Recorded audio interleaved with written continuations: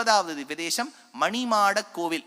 இப்போ இந்த 30லேருந்து 40, ஏன்னா அத்தனையும் சொல்லி முடிக்க முடியாது, இதுக்கெல்லாம் திருநாங்கூர் திவ்யதேசம்னு பேர். ஞாபகம் வச்சுக்கோ, 11 திவ்யதேசம் திருநாங்கூர். நீங்க ஒரு சீர்காழி போயிட்டேன்னா அந்த ஒண்ணுமே இல்லை, நீங்க யாருக்கிட்டே அந்த ஆட்டோக்காரர்கிட்ட போய் கேளுங்க, திவ்யதேசமா, டக்கு டக்கு டக்கு டக்குன்னு அவரே கொண்டு வச்சுருவார். அடுத்த ஆழ்வார் அவர் தான். அவர் ஒரு பாசுரத்தை மட்டும் சொல்ல மாட்டார், அதுக்கு நீங்க எங்கேயாவது கேட்டுக்கோ, பாக்கி எல்லாம் சொல்லிடுவார். இந்த கோவில் இது இது திவ்யதேசம், இங்க போங்க போங்க. 11 திவ்யதேசம். சீர்காழிக்கு போனா 11, காஞ்சிபுரத்துக்கு போனேன்னா 14, 14 ஒரே க்ஷேத்திரத்தில் ஆயிடும். அந்த மாதிரி கிளஸ்டர் கிளஸ்டர் கிளஸ்டர் தான் இருக்கும். இப்போ நீங்க வந்து செங்கனாச்சேரி கேரளத்தை போனீங்கன்னா 5 பேர் ஒரே இடத்துல வந்துருவா. இன்னும் 2 நாள் கழிச்சு கேரளத்து திவ்யதேசத்து எம்பெருமான்லாம் வருவார், அப்போ பார்ப்போம். இப்போ என்னன்னா, இதுக்கு வந்து மணிமாட கோவில், ஏற்கனவே ஒரு கோவில் மணிமாடம் போல் இருக்கும்னு நான் சொன்னேன். வெரி குட், நாச்சியார் கோவில்.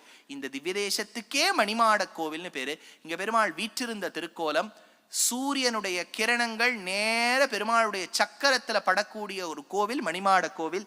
இந்த கோவிலை நோக்கித்தான் பாக்கி 10 திவ்யதேசத்து எம்பெருமானும் வருவா. இதுக்கு திருநாங்கூர் கருட சேவைன்னு பேர். 11 எம்பெருமான், இந்த பெருமாளை தவிர்த்து 10 பெருமாள், 10 பெருமாளை வந்து காட்சி கொடுப்பா. அதாவது ஸ்ரீ வைஷ்ணவ சம்பிரதாயத்துல ஸ்ரீமத் ஆண்டவனாசிரமம்னு நீங்க கேள்விப்பட்டிருக்கலாம். ஆண்டவனாசிரமத்தில் மூர்தாபிஷிக்தராய் ஒரு சுவாமி எழுந்தருளி இருந்தார், திருக்குடந்தை ஆண்டவன் என்று பெயர். அவர் வந்து ஆசிரம ஸ்வீகாரம், சன்னியாசி ஆவதற்கு பூர்வம் பெரிய உபன்யாசகர், ரொம்ப வேடிக்கையா நல்லா விஷயம் சொல்வார். அவர் அழகான விஷயம் சொல்வார். அதாவது பெருமாள் வந்து மோட்சத்தை கொடுப்பார். மோட்சத்தை மட்டுமா கொடுப்பார்? இல்லை, நம்ம ஆத்துல வெண்ணெல்லாம் பருப்பு கிருப்பு அதெல்லாம் வேணுமோ அதையும் கொடுப்பார், மோட்சத்தையும் கொடுப்பார். இப்போ நம்ம கடைக்கு போறவாள்லாம் மோட்சத்தை கொடுக்க மாட்டா, வெறும் பருப்பை தான் கொடுப்பா. இவர் பருப்பும் கொடுத்துட்டு மோட்சமும் கொடுப்பார்.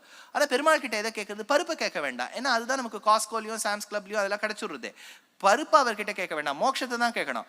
ஆனா ஒரு வேடிக்கையா என்ன சொல்வார் திருக்குடையாண்டவர், ஒரு திருநாங்கூர் கருட சேவைக்கு ஒரு வைஷ்ணவர் போயிருந்தாராம். போனோன்னு இந்த வைஷ்ணவருடைய வைதுஷ்ய பூர்த்தியை பார்த்துட்டு பெருமாள் பிரத்யட்சமாய் கேட்டாராம், உனக்கு என்ன வேணும் கேளு. இவர் என்ன கேட்டிருக்கணும்? உடனே மோட்சம் கேட்டிருக்க வேண்டாம், இருங்கோ ஆத்துல போய் கேட்டுன்னு வந்துடுறேன் அப்படின்னாராம். ஆத்துல வந்து பத்தினி கிட்ட வந்து கேட்டாராம் அந்த அடியவர். பெருமாள் பிரத்யட்சமாய் கேட்கிறார், என்ன வேணும்? இவளாவது சொல்லியிருக்க வேண்டாமோ மோட்சத்தை கேளுங்க.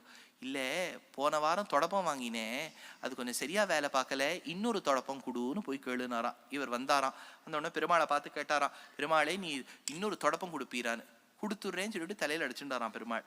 ஏன்னா அர்த்திதார்த்த பரிதான தீட்சிதன், மோட்சத்தை கொடுக்குறேன்னு நான் இருக்கும்போது தொடப்பத்தை வந்து கேட்குறியே, அந்த அடியவர் இடத்துல நம்மளை வச்சு பார்த்துக்கணும். இப்போ நம்ம பெருமாள் கிட்ட கேட்கறதெல்லாமோ அப்படிதான் இருக்கும். இத்த கொடு பருப்பை கொடுன்னு, ரொம்ப பருப்பு ரொம்ப இஹலோக சௌக்கியத்தையே கேட்டு இருக்கோம். பருப்பெல்லாம் கொடுக்கறதுக்கு அதுதான் இப்போ மாசம் அவர் 5 kg 6 kg எல்லாம் கொடுத்துட்டு இருக்காளே, அவர் மோட்சத்தை கொடுக்க மாட்டார், பெருமாள் மோட்சத்தை கொடுப்பார். அர்த்திதார்த்த பரிதான தீட்சிதன், மணிமாட கோவில், நரநாராயணன், புண்டரீகவல்லி. ஆழ்வார் எடுக்கிறார், நந்தா விளக்கே அலர்த்தற்கரியாய் நரநாரணனே கருமாமுகில் போல் எந்தாய் எமக்கே அருளாய் என்னென்று இமையோர் பரவும் இடம் எட்டிசையும் கந்தாரம் அந்தமிசை பாடமாடே களி வண்டு மிழற்ற நிழல் துதைந்து மந்தாரம் நின்று மண் மல்கு நாங்கூர் மணிமாட கோயில் வணங்கேன் மன்னே நந்தா விளக்கே அலர்த்தற்கரியாய். இந்த பாசுர வரி ஞாபகம் வச்சுங்கோ. ராமானுடைய சரித்திரத்தை நீங்க கேட்டேன்னா 1000 வருஷத்துக்கு முன்னாடி சொல்வேன். திருப்புட்குழியில போய் கத்துண்டார். யாதவ பிரகாஷர்னு ஒரு ஆச்சாரியன் கிட்ட கத்துண்டார். யாதவ பிரகாஷர் ஒரு நாள் சத்தியம் ஞானம் அனந்தம் பிரம்மங்கிற வேத வாக்கியத்துக்கு அர்த்தம் சொல்லும் போது சொல்லிட்டார், இப்படி இல்ல, சத்தியத்துவம் ஞானத்துவம் அனந்தத்துவம் 3மே பரபிரம்மத்துக்கு ஓர் நிலை சேராது, பூர்ண ஸ்ருங்கத்துவம் முண்டத்துவம் அர்த்த ஸ்ருங்கத்துவங்கள் போலேன்னு சொல்லும் போது ராமானுஜர் அப்ப கதறினாராம். அப்ப அவர் சொன்னாராம், இல்ல நந்தா விளக்கே அலர்த்தற்கரியாயின்னு ஆழ்வார் எடுத்திருக்கார். சத்தியத்துவம் ஞானத்துவம் அனந்தத்துவம் 3மே பரபிரம்மத்துக்கு சேரும். சாமானாதிகரண்யம், இது உங்களுக்கு புரியலன்னா சட்டு நேரம் இல்லை சொல்றதுக்கு. சாமானாதிகரண்யம் பேர். பின்ன பிரவருத்தி விற்த்தானாம் சப்தானாம் ஏகஸ்மின் அர்த்தம் பிரதிபாத்தியதே இது சாமானாதிகரண்யம்னு ஒரு ரூல் இருக்கு. 3மே பரபிரம்மத்துக்கு சேரும்னு ராமானுஜர் யாதவ பிரகாஷ் சொன்ன அபார்த்தத்தை எக்ஸ்பிளைன் பண்ணார். எப்படி எக்ஸ்பிளைன் பண்ணார்? ஆழ்வார் பாசுரம். எந்த ஆழ்வார் பாசுரம்? திருமங்கை ஆழ்வார். எந்த பெருமாளை பாடினார்? மணிமாட கோவில் பெருமாளை பாடும் போது எக்ஸ்பிளைன் பண்ண பாசுரத்தை வச்சு ராமானுஜர் வேதத்துக்கு அர்த்தம் சொன்னார்.